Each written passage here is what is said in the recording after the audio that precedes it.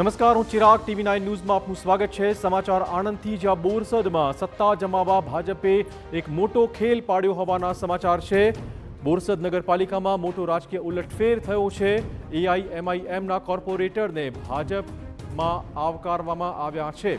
ભાજપે AIMIMના વિજેતા ઉમેદવારને કેસરીયો ખેસ પહેરાવ્યો હતો। બોરસદ નગરપાલિકાની ચૂંટણીમાં કોઈને મળી નથી સ્પષ્ટ બહુમતી। ભાજપે રણનીતિ વાપરીને AIMIMના સભ્યને ભાજપમાં આવકાર્યા છે। વોર્ડ નંબર 9માંથી AIMIMના મેન્ડેટ પર ઇલેક્શન જીતેલા નિલોફર વોરાએ કેસરીયો ખેસ ધારણ કર્યો છે। ભાજપ પાસે પહેલા માત્ર 17 બેઠકો હતી, પરંતુ હવે 5 નવા સભ્યોના ટેકા સાથે 22 સભ્યોનું ભાજપને સમર્થન છે। ભાજપની બોડી બનાવવા માટે એક AIMIM અને 4 અપક્ષનો લીધો છે સહારો। નિલોફર વોરા, AIMIM, અહેઝબાઝ વોહરા, શુક્રબાનુ, શૌકત ખાન, લિયાકત સૈયદે જાહેર કર્યો છે ટેકો। 5 સભ્યોના ટેકા સાથે બોરસદ નગરપાલિકા પર હવે ભાજપનું શાસન છે। 36 બેઠકોમાંથી ભાજપ 17 બેઠકો જીત્યું હતું।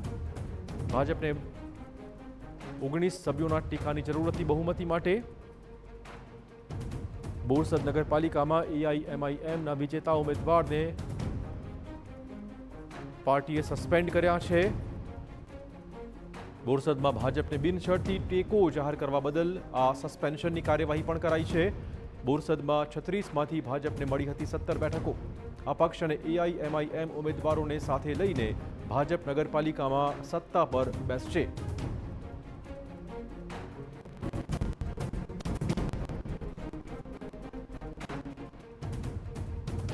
વધુ વાત કરવા જોડાશે અમારા સંવાદદાતા ધર્મેન્દ્ર। કેટલો મોટો ઉલટફેર અને ખાસ તો વિચારધારા સાવ અલગ છે બીજેપીથી, એવા ઉમેદવારને ભાજપમાં લેવા પડ્યા?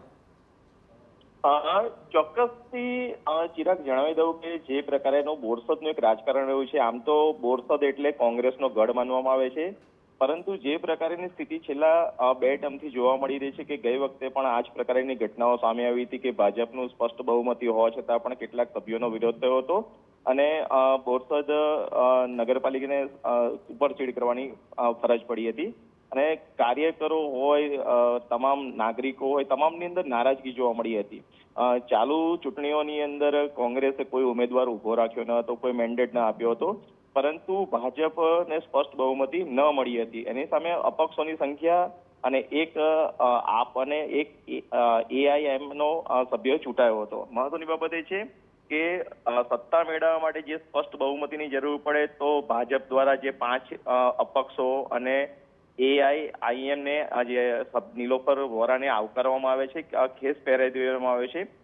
જે 5 સભ્યોએ ટેકો જાહેર કર્યો છે તે બિનશરતી ટેકો જાહેર કર્યો હોવાની માહિતી અત્યાર સુધી પ્રાપ્ત થઈ છે।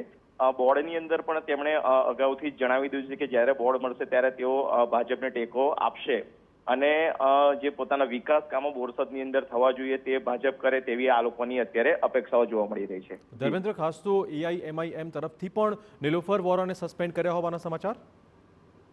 ચિરાગ, આ પ્રકારની કોઈ જ માહિતી મારી સુધી નથી મળી રહી, પરંતુ જે પ્રકારની ઘટના છે તો આગામી સમયની અંદર રાજ્ય લેવલથી કોઈ કાર્યવાહી થઈ પણ શકે છે। જી, આપણી સાથે ફોન લાઈન પર AIMIMના નેતા પણ જોડાયા છે, અસલમભાઈ, આપણું સ્વાગત TV9 પર। સૌથી પહેલા તો બોરસદમાં જે પણ ભાજપે ખેલ પાડ્યો છે, તમારા જીતેલા ઉમેદવારને ભાજપનો ખેસ પહેરાવ્યો છે, શું પ્રતિક્રિયા આપની? એમાં તો એવું છે કે જો જે અમે લોકોએ જે બોરસદની અંદર જે એક સીટ જીતી હતી, સૌથી પ્રથમ તો અમારી જે બોરસદની જે જનતા છે એમના વતી અમે આભાર વ્યક્ત કરીએ છીએ કે અમને અમારા કેન્ડિડેટને એ લોકોએ જીતાડ્યું છે। પણ તમારા કેન્ડિડેટ ભાજપમાં ભળી ગયા છે, ટેકો ભાજપને આપે છે। એ જે કર્યું છે એમને અમે સસ્પેન્ડ કરી દીધા છે।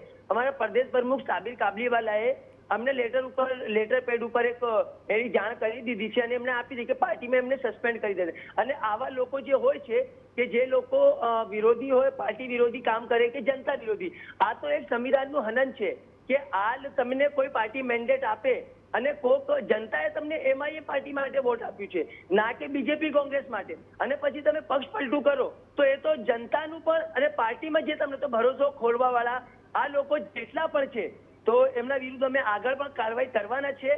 અને અમે લોકોએ જે કર્યું છે તો અમે એમ લોકો પાર્ટીમાંથી સસ્પેન્ડ કરી દીધું છે પણ અમે લોકો. અસલમભાઈ, જે રીતે આખો ખેલ ભાજપે પાડ્યો છે, લાગે છે કે ભાજપની બી પાર્ટી AIMIM છે, આ વાતની સાબિતી બોરસદમાંથી સામે આવી? ના, એ બધું ખોટું છે. બી પાર્ટી તો છે. જો આ શું છે કે આપણે અત્યાર સુધી જે ગુજરાતની અંદર જે રિઝલ્ટ આવ્યું છે એમાં શું છે કે આપણા ગુજરાતની અંદર ભાજપ ને કોંગ્રેસ આ બંને મળીને જે રચ્યું છે અને આ લોકોએ એકસો તાલમેલ મળીને આ લોકો ચૂંટણી લડે છે અને ભાજપ પક્ષ અને કોંગ્રેસ પક્ષ આ લોકો આમાં અમારે અમદાવાદ જોઈ લો ને, અમદાવાદમાં પણ એવું થયું છે કે આ લોકોએ શું કર્યું કે કોંગ્રેસ અને બીજેપી વાળા આ બંને લોકોએ શું છે કે મુસ્લિમ વિસ્તારોમાં અને અમદાવાદમાં ખાલી કોંગ્રેસ માત્ર 32 સીટો લઈને આવી છે અને આપણી ગુજરાતની અંદર જે 15 મહાનગરપાલિકા છે એમાં 14 મહાનગરપાલિકામાં કોંગ્રેસે પોતે પણ અસલમભાઈ, બોરસદની ખાલી વાત કરીએ તો એમાં કોંગ્રેસના કોઈ ઉમેદવાર હતા જ નહીં. મારી વાત સાંભળો. બોરસદની અંદર જે ઉમેદવાર અમારો જીતેલો છે અમે એમને સસ્પેન્ડ કરી દીધું છે પાર્ટીમાંથી અને અમે કહી દીધું છે કે આગળ જે પણ હશે અમારી પાર્ટી તરફથી અમારા પક્ષ તરફથી એમના ઉપર કાર્યવાહી કરવામાં આવશે. નિલોફર વોરા જે રીતે ભાજપમાં જતા રહ્યા છે, ટેકો જાહેર કર્યો છે અસલમભાઈ, ના આ તો જનતા સાથે નો દગો છે. નથી. ભારતીય જનતા પાર્ટી અને અમે સમુદ્રના બે કિનારા છે, અમે ક્યારેક એક નથી થવાના. પણ બોરસદમાં ભળી ગયા તમારા ઉમેદવાર જીતેલા અને છે. બોરસદમાં તમારા જીતેલા ઉમેદવાર ભાજપને ટેકો આપી રહ્યા છે. શું તમારી ટેલિફોનિક વાતચીત થઈ છે એમની સાથે? ના, બિલકુલ અમે કહી દીધું એમને સ્પષ્ટ કે તમે જે કર્યું છે એ ખોટું કર્યું છે. કયા કારણસર આ પક્ષ પલટો કરવો પડ્યો અથવા તો ટેકો જાહેર કરવો પડ્યો? જે કારણ હોય એ મંતવ્ય એમનું જો હોય એ લોકો પૈસા આપીને ભાજપ વાળા MIM પાર્ટીને અહીંયા મુસ્લિમોનું કોઈ આવાજ ના બને અને MIM પાર્ટીના જે નેતાઓ હોય કે અમારા કોર્પોરેટરો હોય, બીજેપી અને કોંગ્રેસ આ બંને લોકો મળીને અહીંયા ખરીદી લેવામાં આવે છે, પૈસાની લાલચ આપે છે. આ લોકો જે કર્યું છે જનતા માટે બિલકુલ ખોટું કરી છે. આવનારી ચૂંટણીઓમાં આમનો જવાબ જનતા એમને આપશે. આભાર અસલમભાઈ તમામ વાતચીત બદલ. તો આપને કહી દઈએ કે AIMIM નિલોફર વોરાને હાલમાં સસ્પેન્ડ કર્યા હોવાના પણ સમાચાર છે. બોરસદ નગરપાલિકામાં ભાજપે એક ખેલ પાડ્યો અને AIMIMના જે જીતેલા ઉમેદવાર છે તેમનો ટેકો લીધો છે ભાજપે બોરસદમાં.